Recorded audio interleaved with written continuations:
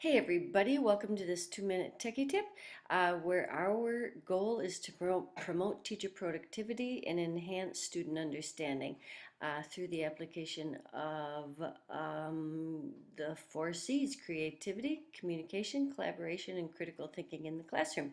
So what we want to talk about today is on a Google website, the navigation bar, my list of pages, is probably one of the more sophisticated areas. So we're going to look at this in a couple of different ways. And again, my navigation bar can be presented on the side. I can have a side nav bar, or I can have a navigation bar that is across the top, and I can change it. I can alter it depending on how I want it to look. So the Google sites are pretty flexible. So we're going to look at that and how I can kind of affect this and make some changes to that, and make sure that that is I'm accurate in how I am adding pages. So my navigation bar, let's just look at the background of how that looks here and a couple of different parameters. My edit button, I'm not going to need that. My new page button, I'm not going to need that for this tutorial, but I do want to go to my little gear guy, and this looks like a whole mess of stuff. But most often my two tabs that I need when I click on my gear is an edit site layout and a manage site. For editing our navigation bar, we're going to go to the edit site layout, and then here's something that I hear a lot. People say, well, okay, now what? Well, it's quite subtle. You have to scroll your mouse, and then you're going to see, oh, here are your options. I can enable or disable things. I can enable or disable a custom footer. I can enable or disable a horizontal navigation. Or if I come over here, it looks like I can edit this sidebar or navigation item. So if you notice, it's pretty subtle in what you're going to be editing. I can edit my site header here if I hover my mouse and click in this area.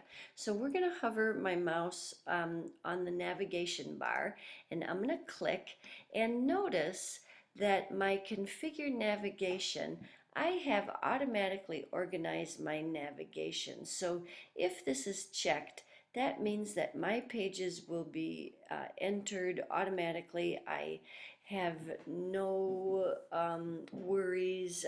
It'll go alphabetically, but I can't move things around and I can't change things. So sometimes people don't like that. But if I choose automatically organize my navigation, then I'm pretty well set. But if I decide, nope, I want to edit some of this, I'm going to uncheck that. And then I get my list of pages here. So um, that is going to match this layout. Now my arrows here will let's say I want to move this out of order and I want to add this to the top. All right, so I can move that, and then notice the iPad info is going to move to the top when I say okay. And I'm going to close that. There you go. So I can, by moving my pages up and down in the navigation bar editor, I can change how I look. So I'm going to go back here again, edit site layout, and let's say I have a page missing. I've been creating 3-4 pages, but I haven't displayed them yet. My units aren't ready, or I'm going to work on it a little longer before I show it to my students and my parents. So here in my navigation bar, as I'm creating it myself, I need to get my pages added to my list here, because this will match what I have over here.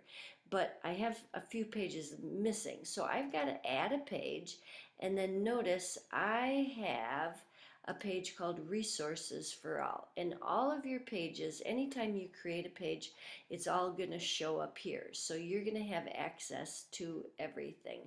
All right, and I'm just checking something. All right, so I'm going to add that. I'm going to say okay, and then I might want that at the bottom, but I again can move that up. But also, some people want to know, hey, how do you do that indenting or nesting kind of a thing? So let's say I wanted, how about I want Chrome browser up here, but I want to indent it under Chromebook information. This sometimes is called a parent child page, that these two I'm grouping my information. So I use my arrows to indent or move my pages to where I want them. So I'm editing my navigation bar exactly where I want. If I say okay, then, and I close this, you can see how my navigation bar then, and I'm just a little slow, there you go. So my navigation bar will match that, and I can hide, or let's see, if I click here, and if I hide that, I can have a drop down menu in to group my information in any way that I want. So here you go. That is all about navigation bar, and it works exactly the same if your navigation bar is horizontal or on the side. So thanks for listening, and with technology we can remove the limitations of the traditional classroom and keep on learning.